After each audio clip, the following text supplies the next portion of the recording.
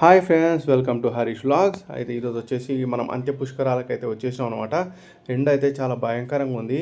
అయితే మనం వచ్చేటప్పుడు కొంచెము మనకు అరుగుతుంది, ఇసుక చాలా భయంకరమైన వేడితోటి ఉంటుంది అనమాట. మేము లాస్ట్ టైం పుష్కరాలకు వచ్చినప్పుడు ఏం చేసినామంటే చెప్పులు వేసుకొని వెళ్దాం అనమాట.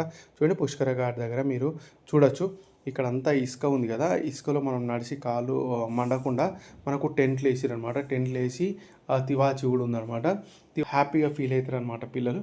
అందుకోసమనే ఇక్కడ తీసుకొచ్చినాం. చూడండి, ఈ బోట్ అయితే వస్తుంది. మా ప్రీవియస్ బోట్ ఏదైతుందో ప్రీవియస్ బోట్ అయితే వెళ్ళిపోయిందనమాట.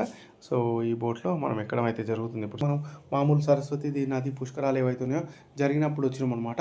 మళ్ళీ ఇప్పుడు రావడమే మళ్ళీ అదనమాట. మేము బయలుదేరుతున్నాం. ఏదన్నా ఉన్నట్టయితే ఇక్కడ మీరు అంబులెన్స్ అవైలబుల్ ఉంది, ప్రైమరీ హెల్త్ సెంటర్ ఉంది, అక్కడ మీరు చేసుకోవచ్చు అనమాట.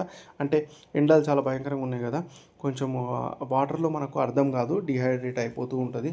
వాటర్లో స్పెండ్ చేసినంతసేపు బాగానే ఉంటుంది, కానీ బయటికి రాగానే మనకు కళ్ళు తిరగడం అట్లా జరుగుతుంది అనమాట. అటువంటి ఏం ప్రాబ్లమ్స్ లేకుండా మనకు మెడికల్ సెంటర్ అయితే అవైలబుల్ ఉంది.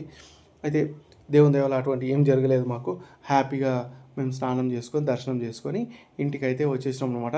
సో ఈ విధంగా సెట్టింగ్ అయితే ఉంది. తర్వాత మనకు పెద్ద శివుని విగ్రహం కూడా ఉందన్నమాట. అక్కడ చాలా ఎండగా ఉండడంతో మేము అంత దూరం వెళ్ళలేదు. ఇది